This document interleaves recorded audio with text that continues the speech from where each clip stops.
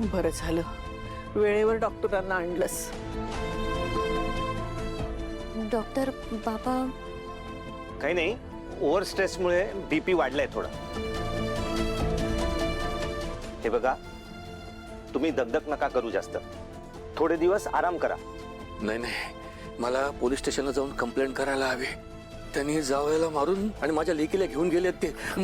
काका मी पोलिसांना already inform केलंय आणि त्यांना निशीचा फोटो सुद्धा पाठवलाय. त्यांनी आतापर्यंत तिचा शो सुरू केला असेल.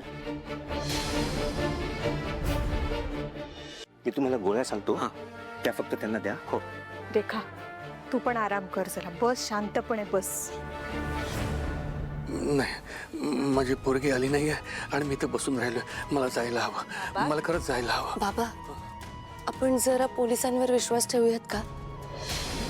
ते शोधतील आपल्या निरशीला. हा तुम्ही शांत व्हा. हिच्यामुळे झालंय सगळं. हीच कारणीभूत आहे सगळ्याला. अगं आता तिनं काय केलंय?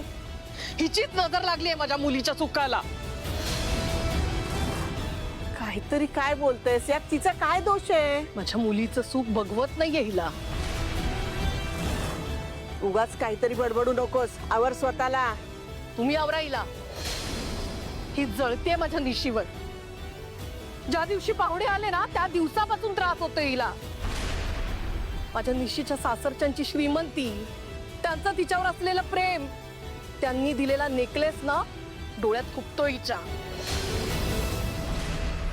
अगं बहिणीची सुखाला बहिणीची नजर कशी काय लागेल ग? दादा तुला नाही कळत या गोष्टी. तू उगाच तिची बाजू घेऊ नकोस. बरोबर बोलतीये रेखा. हिची नजर लागली हो निशीला. आपल्या संसारावर ना काळी सावली पडली याची. ए तू दी की तो